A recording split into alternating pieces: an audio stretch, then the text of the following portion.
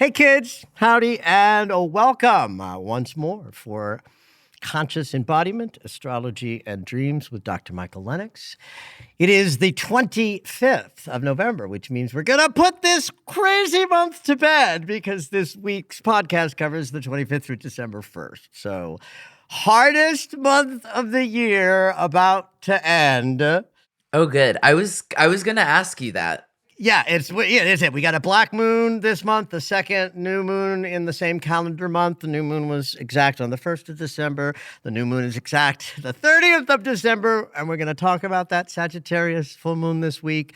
It really has been an epic, difficult, challenging month of change and transformation. And, yes, we're coming out of it, but we're also going into a year next year of radical transformation and change, and I would call November the preparatory month. That is, we've all been through and are continuing to go through, because we're not quite out of it. I would say that new moon in Sag at the end of, the week is it's the mark that the lunar cycle is over. But we've been being prepared energetically with lots of change and transformation in November, I believe, to meet the challenges that are coming in 2025. So we're in a little bit of a quieter week this week. Mars is stationing and not moving. Mercury's going to turn around and start his retrograde, and we have that new moon on the 30th. So let's begin with a question. I chose this from Hayden because it's about Pluto, specifically Pluto crossing the ascendant. And since Pluto has just changed signs, and one of the big things of November was Pluto moving into Aquarius for the final time, and for the next, almost 2 decades, we will be in this, Pluto transit. So this is a question about Pluto. Hello, Michael and Zoe. On a recent podcast, there was a brief discussion about the general characteristics of when Pluto conjuncts one's ascending sign. I'm hoping that you might be willing to describe that specific conjunction more in depth, especially since Pluto has been on center stage for a while. Then he goes on to say, where his ascendant is, which is late in Capricorn. So he's just coming out of this wild transit a year or two ago. And he says, the amount of sheer life change I have experienced in the last few years has been pretty unreal. I've casually listened to your podcast for years, but at one point in late June 2023, when Pluto was doing its thing, your weekly podcasts and daily astro alerts started to feel like an eerie script for my experiences, and it fundamentally changed my relationship with astrology. He says a little bit more. He's an engineer, and it's a lovely email. Thank you, Hayden. And what an opportunity to talk about a couple of things, Hayden. And I'm going to start with not specifically the personal transit of Pluto crossing one's ascendant, which is bona fide the most transformational transit there is in astrology for a human being in a body. Full stop. But you spoke, Hayden, of this experience of astrology during that time landed like I'm describing your life. And I have known this for a while, what I'm about to convey, but I've never had an opportunity to share it in a teaching fashion before now. What I've noticed is that when a person is in a major cycle, like Pluto crossing one of their angles, then they are in the soup of astrology so directly that every other transit will capitulate to the idea of the big kahuna one. So I like to say that, if we anthropomorphize the planets, we can understand them better. And so if Pluto leads because he's the slowest orbit, and we say in astrology, the slowest planet wins, that when he's crossing someone's rising sign or ascendant, he's creating a death and therefore rebirth to how somebody relates to the world, how the world relates to them, who they are in their persona, how they're perceived. And it's a level of transformation at the level of death and rebirth. So big transit in astrology that then says everything else that hits the chart has to capitulate to Pluto, as if Pluto's at the top of the pyramid with a megaphone. And, Mars says, I'm going to try and, his Venus. And Pluto says, make sure it's transformative to how they're relating to the world. Oh, hey, Uranus, I'm going to try the moon for some emotional exhilaration. That's okay. Make sure, Pluto says in his megaphone, that it's capitulating to my demand that this person die to self and be reborn in terms of how they relate to the world. So therefore, it has been my theory that when someone's in a big, slow transit, they're more likely to line up with the general astrological weather in the way that Hayden is describing. That I'm interpreting, he didn't say this, but I'm adding this, that back then it was like a daily script. This is what I'm exactly going through. And now probably less so because of this hierarchy of astrological grip has softened because the Pluto transit is done. So yay, Hayden, for a question that allows me to address that. And I feel like that's kind of a good way to think about your chart. Like, people are always like, what does the astrology this week mean for me? Well, not quite. What it is, because what I'm talking about, Zoe, is the moment when someone writes to me on social media, oh my God, it's like you're describing my life. I theorize that they're saying that because they have one of these big transits that's making the smaller ones be very in alignment with what they mean generally.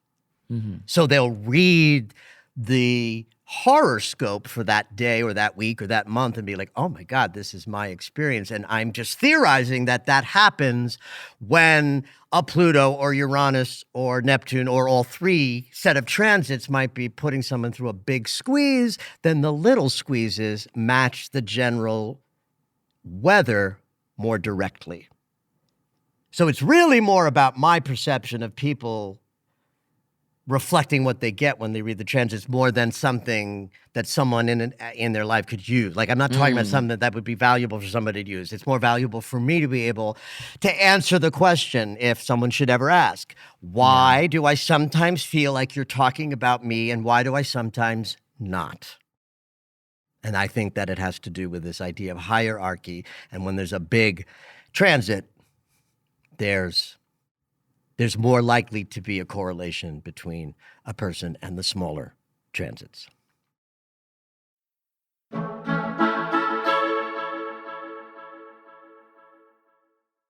So, not everybody's going to have this experience, right? Pluto has a 250-year orbit, and so he can only cross your ascendant if the placement of Pluto based on the time of your birth and your birth date, of course. The time of your birth orients the chart such that if you don't know what your time of birth is, you don't know what your rising sign, which is you don't ever know when Pluto is there. But when you do know what time you're born, if Pluto was somewhere in your chart that it can travel enough degrees through the cosmos at its very slow pace at about 3 degrees a year, you might live through Pluto crossing your ascendant. Pluto is the planet of death. The ascendant is the most sensitive point in the chart, bar none. So when the slowest planet hits the most sensitive point, it's literally the most epic sense of what astrology can bring. Just as the slowest planet wins in transits, in the chart, the faster initiation of a point wins. In other words, the faster the orbit, the more sensitive the point. The moon is more sensitive than the sun because it's faster, but nothing's more sensitive than the rising because it's created by the speed of the spin of the earth. So one can expect utter death to self and reinvention when this happens. Now, the form of it can be anything. I read a woman who had this happen when she was 12 years old, and I had to say, what happened when you were 12? She said, I was in the hospital for a year with toxic shock. It's like, well, God. Well. My mother had this in her late 70s, and my mother has an autoimmune condition called Sjogren's syndrome. I have Sjogren's syndrome. It came in my 50s. My mother started expressing it in her 50s. And it means I have dry mouth, dry eyes that burn, and deep fatigue. And it can kill you with sodium levels drop, and you die very fast of kidney failure from an internal sodium drop. And my mother had this happen 3 times. Whoa. And she went to the hospital each time, and she was regulated and, dialed up with sodium, and she was fine. She didn't die of that. But every single one, Zoe, was when Pluto was crossing her ascendant. Gag. Pluto crosses her ascendant, she's in the hospital. Pluto retrogrades 3 months later, 4 months later, is hitting it again. She went to the hospital. Pluto went direct and hit the 3rd and final time. She went to the hospital. Oh, my God. Then, by the way, she died in her Uranus return. And the Uranus return is considered the life cycle. No, my mother gave me the astrologer's gift, right? She's like, I had this transit at 39 and 40, and I was in a Kundalini awakening, Christed consciousness walk for 18 months. I was like Bodhisattva. I was unflappable. I had no feelings connected to my thoughts. I was moving about the world in a guru-like state. I had people who thought I was going to be a guru, and I was like, oh no, this is temporary. And it was extraordinary, and it was temporary, but it was the same death to self and rebirth. And when it was over and I was 40 years old, I started this business. My last job was vice president of Playboy for new business development. That's insane. So before Pluto transit, I was selling pussy, right? And after, I was a spiritual teacher. So Hayden has already passed his, and he says the greatest change and transformation he's ever maybe experienced. Wow. I had a woman come to me years ago who she hates me because she has Pluto crossing her ascendant at the time of the reading. It was coming in the next year or so. And when the session was over, she felt like I didn't prepare her enough. And she wrote me back. She's like, you didn't prepare me. Like, how do I prepare this? Like, saying, honey, listen to the fucking recording. I gave you what I could, but I understood her fear. She knew enough about astrology to know that anything can happen in such a transit. But my thought for Hayden is the later this happens, the better. The more you surrender, the better. Hayden's is done, and it sounds like he surrendered to the change and transformation. But I can promise you, if you have an Aquarius rising, this is going to happen to you in the next 17, 18 years. Get yourself ready for 2 years of utter change and transformation when Pluto gets near the degree point of your rising sign, because change and transformation of how you relate to the world is coming to you if that's the case.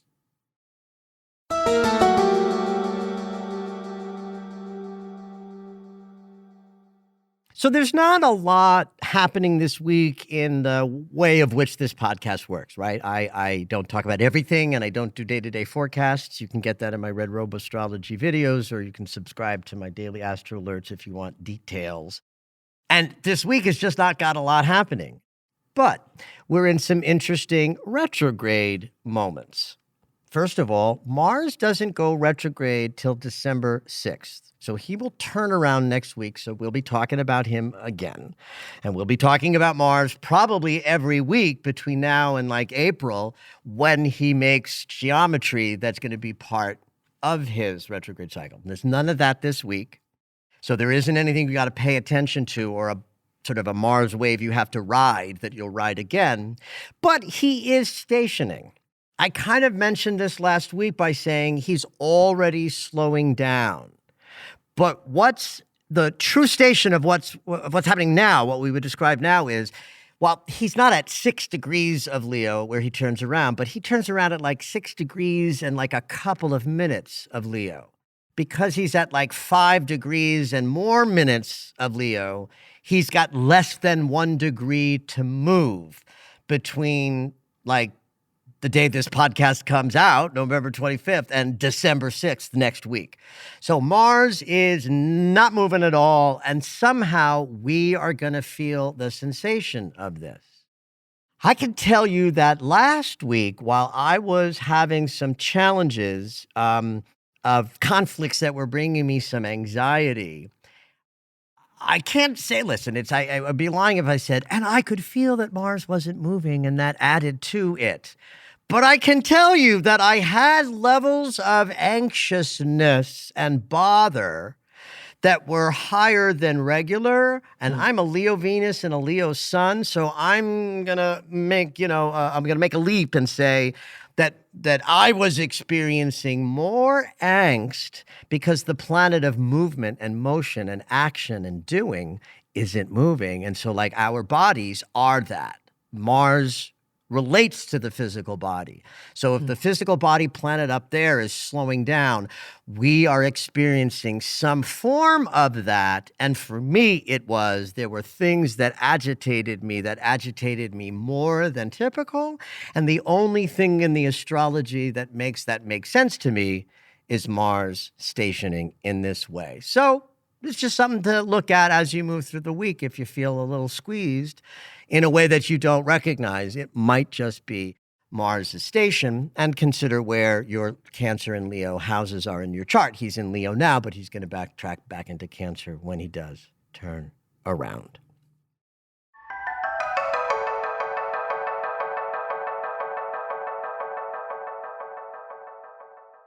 The big news in retrograde land is today. Today is the day that Mercury turns around at 22 degrees of Sagittarius, and he will backtrack to 6 degrees of Sagittarius between today and December 15th.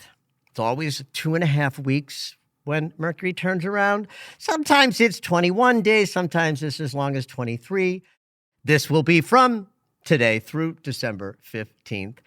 And if you know astrology well enough to know where 6 through 22 degrees is in your chart, Mercury is relating to any other planets at 6 through 22, right? So that's one of the ways you can look at how a Mercury retrograde is going to impact you directly, is to see what are the transits to your chart from the Sagittarius mansion in your natal chart between 6 and 22.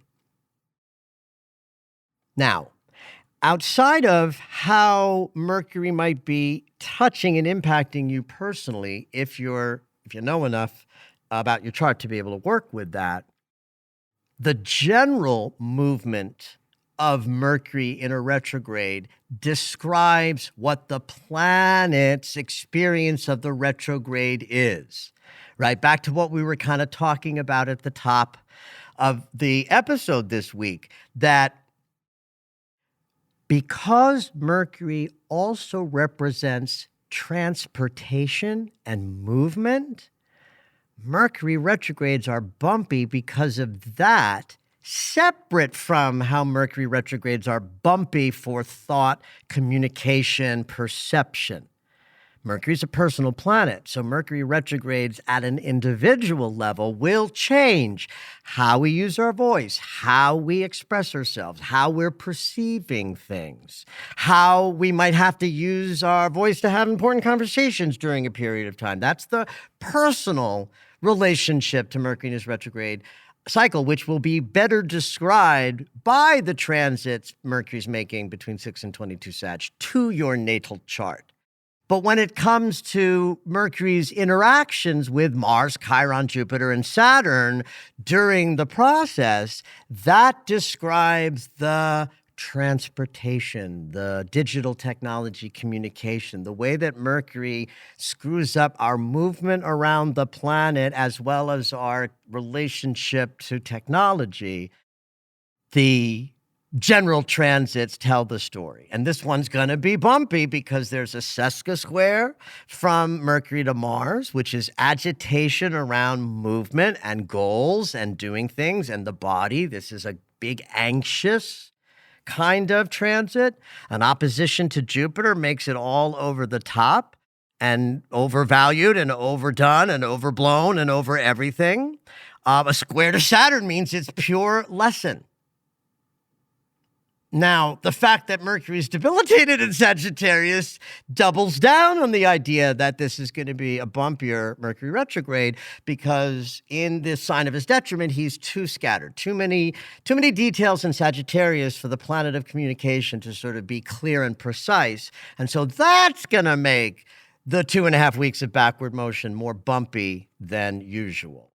The only sort of positive transit that's happening 3 times is a trine to Chiron. And what I love about that is it does mean that built into the entire process of the retrograde, the 2.5 weeks behind us, the 2.5 weeks of backward motion in front of us, and the wrap-up that comes after that, can ultimately lead to some healing conversations and perception changes from that trine to Chiron.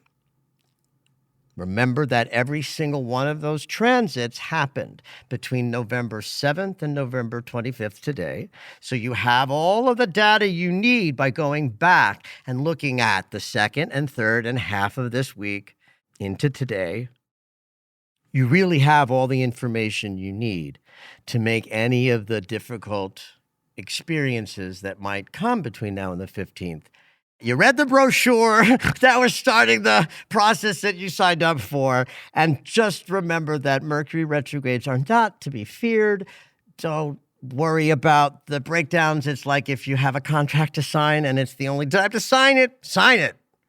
Don't be superstitious. It's like if you have to buy a car, buy the car. Yeah, just live your life. It's like you got to live your life. And remember that so much of the bad rap that Mercury retrogrades get is superstition and the fact that we really are bumping into the furniture, breaking communication down in small ways. Try not to let that make you feel like everything else is breaking down in big ways, right? We can get through the bumps in the neck up experience. That's what vigilance, resilience, and, our strong human hearts are designed for. At any rate, the backward motion starts today. Pay attention and good luck.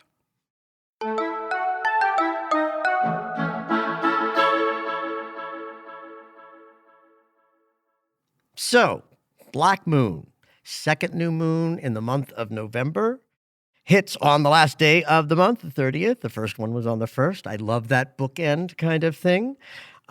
Hits at about 10:22 p.m. Pacific time as the exact moment of the 9-degree sun coming together with the 9-degree moon, new moon in Sagittarius. Now, you know that I don't think anything of blue moons and black moons, really. Right. But I love the synchronicity of how wild November was as a calendar month, and that there was a new moon on the first day and the new moon on the last day of the month. That to me counts not so much astrologically as synchronistically, which is a force. Synchronicity isn't just like, oh, it's 444 again. It's synchronicity is how we know we're living in tandem and harmony with a mystery that we are part of. Numbers are the easiest and simplest way to start seeing synchronicities. But if that's all you're seeing in the world of synchronicities, kids, look up, because this is much richer than just seeing your angel number everywhere. Synchronicities are constant. Look at your Facebook feed. Notice how there'll be a post about a puppy and then a puppy. It's like from 2 random people from different places in the world. There's all kinds of ways that the divine reveals itself to us, which means we can see the patterns. And patterns are sacred, and certainly, this is a synchronistic pattern to have a crazy month of change that bookends 2 new moons. So, Sagittarius is all about higher truth, curiosity, seeking joy, learning more, discovering the value of exploring other cultures. All of these expansive notions are Sagittarius's domain. Jupiter is the planet who rules Sagittarius, and Jupiter is the planet of all yummy and abundance and prosperity and joy and all of the delight that comes when we get to explore and learn and grow and travel and move and satisfy our impulse to know more truth in this mysterious world. So besides looking at the Sagittarius house in your natal chart, or where 9 degrees of Sagittarius will interact with other points in your natal chart, in general, we're setting intentions for more of all of that abundance and prosperity and expansion and learning and growth. And as I think I said last week on the podcast, I think it's juicy that we're leaning towards the dark of the year in the Sagittarius mansion. So I think there's something important and reflective about our human experience that says, as we move towards the dark and the inevitable sense of death, we have inside of us the seeds of excitement for the spring to follow. Right? So it doesn't mean that, intentions you set now can't happen till spring. I'm trying to be poetic, right? I'm trying to say that we are moving towards the darkest moment in the north, and archetypally even in down under land, because that's what Sagittarius tells us. Sagittarius tells us we're about to hit the shortest day of the year. And how my friends down under reverse this is, up to them. I'm sorry to be confounding in this way. But I think there's something incredibly beautiful about this idea. I talk about this at Christmas when we look at the lights of the Christmas tree and the lights of Hanukkah and the candles of Kwanzaa. We're looking to create an inner symbol of brightness when the outside world is in its most dark place. So keep that in mind as you set intentions in the Sagittarius new moon of, though the world feels dark and we are moving towards death, we are setting intentions for new life, new expansion, new movement, new everything Jupiter in this new moon, and let the lunar cycle ahead take us to places that will teach us what we need to know and change the things that need to be changed and heal the wounds that need to be healed in order to more juicily satisfy the intentions you might set at this time. The fact that the new moon is trining the north node and sextiling the south node is very powerful for us, because the last new moon and the full moon of this month were epic in death, rebirth, change, transformation, sudden things that came out of nowhere with that wild full moon. This new moon, when we sort of say, okay, I've picked myself up, I've dusted myself off, and I'm ready to start all over again in this new moon, the fact that it's trining the north node, the point of our collective future, means it's a perfect time to set intentions that aren't just about now, but where you want to go next in a larger sense, right? So include that idea in intention setting in Sagittarius. It's not just about this moment or this lunar cycle, but be large in your sense of what you want to move from the world of possibility into the world of form, because the excitement and exuberance of the Sag archetype can help us generate from joy to create lives of joy.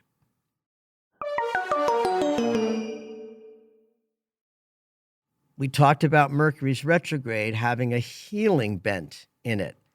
And in this new moon, one of those transits is exact. The retrograding Mercury will be trining Chiron in this new moon. Mercury's in Sag, Sun and Moon are in Sag. They're 11 degrees apart, which is a little far for calling it a conjunction, but it is a new moon where we then have to sort of expand how we interpret the energy to say, yes, indeed, Mercury's retrograding trine to Chiron is directly participating in this new moon, which means our minds focusing on what we desire aren't being hindered by our wounds of unworthiness as much as they sometimes do. Because the mind is aligned with Yoda. Chiron, helps us move through the mystery. And when the geometry is flowing like a trine, then we're not in a boo-hoo, I hurt, need to heal a wound. We're in a moment of, aha, I know how to work with the mystery more powerfully because Yoda's sitting on my shoulder teaching me how to use the force. So that's in this new moon. Venus is in a sextile with Neptune when the new moon's exact. In fact, because the orb is off a little, Venus will move towards perfecting this sextile over this week ahead. That's a yummy availability of love at every level. Venus is love at the human level. Neptune is love of the divine. Neptune is still in Pisces, where he's directly connected to Source. Venus is in Capricorn, which means our feeling bodies and our love buttons are in a kind of grounded, stable, building sign of Capricorn. And a sextile requires some action and behavior. So as you're doing your ritual of intention setting, call in the idea of opening your heart at every level. So intention set with the mind are being imbued with the feeling body's capacity to say yes to this idea that I'm creating. The emotional body will be more receptive to possibility because it's interacting with Neptune in Pisces, which connects to the formless. And we're looking to make forms in our world that include a lot of love. And that's built into this new moon as well.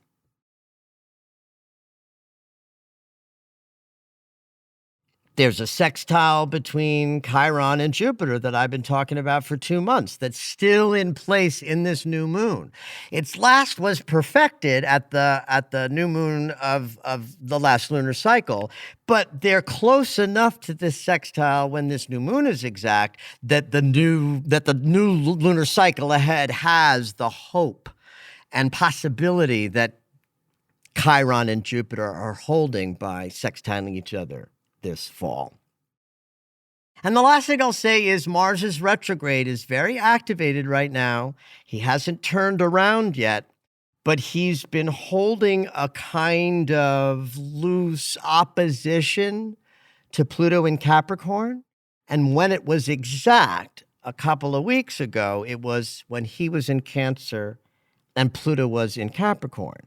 Well, now Pluto's in Aquarius, Mars is in Leo, and when he turns around, one of the big transits he's going to make in early January is the second opposition between the planet of action and the death and rebirth of Pluto, only from Leo and Aquarius. So, how do I explain this? Because Mars is in a retrograde process, and he's opposing Pluto 3 times, but in different sign setups. That makes what Mars is doing helpful to us. So Mars in Cancer is all about preparation, restoration, being behind the scenes more, getting ready to move out. And so an opposition from Mars in Cancer to Pluto in Capricorn is like, okay, what structures have to change both in the world and in my embodiment? What do I have to alter in how I care for myself and allow for the changes and transformations to take place so that I can, have the experience I'm looking to have? So that was right at the beginning of November with that new moon. But now that the signs have changed, that's a fascinating shift that we step into in this lunar cycle. Now, it won't be till the next lunar cycle in January where the second opposition between Mars, now in Leo but retrograde, and Pluto, now in Aquarius, will hit. So in some ways, talking about something that's happening basically in like a month and a half from now seems silly. But it is important to mention that one of the key things about Mars's retrograde cycle is the fact that he opposes Pluto 3 times in 2 different signs. That's like an epic opportunity to transform how all of us are walking our walk by in early November exploring what needed to die to self in terms of our embodiment so that we would be more prepared to meet mighty demands of next year. And then when we get to early January, we're going to go through another exact same kind of thing of our bodies in confrontation with our power struggles. But from the place of now, Mars and Leo, I'm ready to sort of act and be out visible, centering myself in my life. What changes and transformation need to happen in that in order for me to meet the demands of Pluto and Aquarius and being of service? I will try to remember when we get to that opposition that I remember the connection to this new moon. I don't know that I will, but it's there now. Set powerful intentions for more joy, because this is the joyful mansion, and have at it, kids. Did you know that Michael has a daily astro alert? If you enjoy hearing the weekly astrology, you might like knowing more about each day. When you subscribe for the daily astro alerts, you'll get an in-depth explanation of the day's astrology sent right to your email. Subscriptions are only $10 a month, or you can purchase the yearly subscription at the reduced price of $100. To subscribe, head over to michaellennox.com.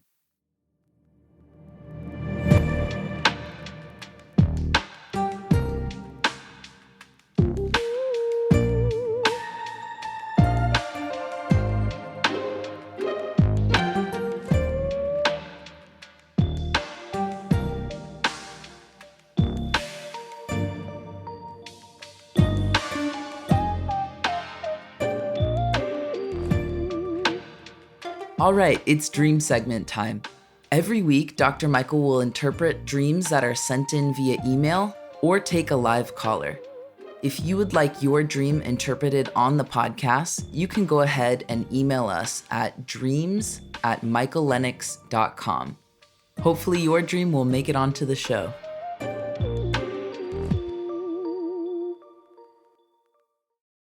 Today we have a call-in dreamer. We have Chris calling in from Los Angeles. Hey Chris, what you dreaming? Hey, how you doing? So I had a really strange dream recently. I was in my childhood home in the living room specifically, and on our black like couch. It was kind of like, I guess, like a leather couch per se. And my ex partner Scarlett was there randomly, and it kind of came as a shock for me. I was kind of feeling a bit scared, and then out of nowhere, my dad walked into the room and cracked a joke, and and my head was just kind of just twisting a little, like what's happening here. And my dad and Scarlett interacted, and that's all I remember. So tell me a little bit about Scarlett. Like, if she's an ex, give me her, qualities, or just, give me like a brief description of like her energy. What kind of a person was she? In real life, she was my ex, and it was an abusive relationship. Ah, okay. And was she Uh, abusive? yes, Okay. emotionally and mentally. Do you, have any sense of your relationship to your dad and your family environment as being sort of set up to have an abusive relationship in your experience? Because I'm just curious about the abusive partner being there and your dad coming in. I just want to have a sense. I want to hear you talk a little bit about that. So this is something I've been grappling with, the Mm. enmeshment part of everything, because me and Scarlett broke up with me, and then shortly after my dad passed away. And the last conversation I had with my dad was about Scarlett. And so then losing both at the same time, that's where my head Mm. was at when I keep thinking about this dream, is that losing, Mm. when I think about one, I think about the other. Right. They're Um connected. yeah, in that sense. My home has never been abusive. My parents loved each other and took care of me and my sister and my brother. So Got it. So there isn't like a direct combination or correlation between like abuse at home and abusive relationships. Okay, I got to rule these things out because it is a dream about considering two things, Chris. You are considering the childhood home experience that formed you and who you became as a person in an intimate relationship with what we now know as an abusive partner, right? Because the dream starts out in your childhood home. In fact, living rooms within a home, every room in a home has a different symbolic consciousness. And the living room is like the consciousness of what everybody gets to know of you. Right? It's the public room in the house. If you invite a guest to your home, where are you going to be? Yeah. Several places, right? Really. But the living room is the room of I relate to other people. I let people in, but not so far, right? Not to the intimate spaces. That's interesting to me that the dream is confined to the living room, and then Scarlet is this figure that represents intimacy, which would be better expressed by the bedroom and the bathroom, or even the kitchen, right? The bedroom is where we are intimate and private. The bathroom is where we're completely naked with ourselves totally. The kitchen is the heart and the hearth, where everything is warm. And in a loving relationship, we'd want to be in our kitchen, right? But the message is something about what gets past this living room consciousness and what doesn't. So, if you're not attracting abusive relationships because you had an abusive childhood, then this is an anomaly. You bumped into somebody, you said yes, and it turned out to be reflecting a kind of an abusive experience that might not be a direct childhood pattern. But I do think the dream is something to do with not letting anybody abusive get any closer to you. Dad is not your dad. It's the inner authority in you, the inner father voice in you, the part of you that is you because of the dad you had. And so in this head twisting moment where you're trying to figure out the connection between your dad and Scarlet and your head is twisting, and this is where we get an unsatisfying sort of end, right? That we know that there is a connection because they interact and then the dream ends. But I do think that the limit in the house room that you're in tells the story, right? That you don't want to attract another abusive partner. So there has to be a part of you that comes into those spaces, the space where you let people in. And to me, then the cracking of the joke is like, be lighter, be less ready to run and dive into a connection. Like if there's a teaching moment in your dad cracking a joke, if the theme is about who am I bringing into my life? Are they abusive? Are they not? That there's some element of you that's being asked to come forward, and it has something to do with the cracking of the joke, the being a little lighthearted. It could even be the idea that this connection that you're experiencing in your waking life of, wow, why is my dad and Scarlet so deeply connected? It's a little like a cosmic joke, right? It's a joke that says we are living in a consciousness. We are more connected than separate. And part of our job as good human beings is to move through the world understanding that so that we can have a greater experience of our, inner consciousness. That is. So how long have you been separated from Scarlet, and what else is going on in your life that you think might be relating to this dream? As you were speaking, like the wheels were turning. So yeah, I love that. It's wild. So Yay. me and Scarlett, we dated fall 2022. She ended things mid-December, and then it was this weird on and off thing, and until March. Till officially like January, but it was strange until March. I had to cut her off.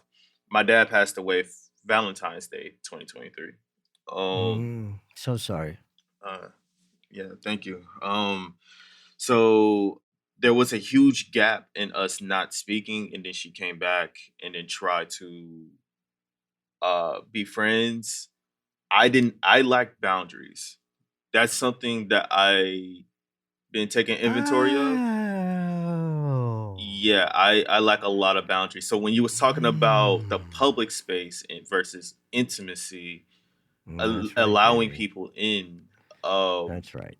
So that ding, ding, ding. No further than the living room until you have more information. Yup. We was it's really funny because another really important anecdote. when we was first friends, well, before that, there was like an event that they was hosting and everything, and I missed the event, so I messaged Scarlett like, "Hey, can we figure out something because I really wanted to like learn more from you about this thing." Mm. And she said, "All right, you can come to my place." And then when I got there, she was like, "Okay, do you want to be in the living room or you want to be in my room?" I was like, you choose." Oh, So then baby! so like, Ah! but we didn't like hook up or anything, but like again, I like get just the it. I get whole it. concept of Yeah. So rooms. there's the message of the dream bleeding into your, waking life. And my sort of job and my gift is to blur the boundaries between dream life, waking life to see the connection. Yeah. So there you have it, Chris. Your dream life knows more than you do about what's right for you at this time. And in the boundary process where you're looking to learn more about them, this is a great image for you to use for the rest of your dating life. It's like, hey, baby, you look hot. Come into my living room and we'll see if you belong in my bedroom and my bathroom and my kitchen. Yeah, because I definitely do have a pattern of attracting abusive women, actually. So like that. Oh, well, Yeah, this is yeah, great. This this was helps a lot. fabulous, Chris. Thank you so much. Love this dream. Yeah. Thank you so much for helping me. It really, a lot of things really clicked with this. I love it. I love it. So I want to say before we sort of pass off, and Chris isn't a listener, guys. Chris connects to Zoe, who brought them in to have this dream. And so what I love about that is we just had a beautiful experience of the power of dreams to reveal with somebody who didn't even really know what they were coming in to get. Yep. So, yay. Thanks, Chris. I appreciate the time. Yeah, thank you. Thank you for listening to Conscious Embodiment, Astrology and Dreams with Dr. Michael Lennox. You can find us on Apple Music, the iHeartRadio app, and anywhere you find your favorite shows. Head on over to michaellennox.com for information on astrology readings, the daily Astro Alert subscription, upcoming classes, and to join the mailing list.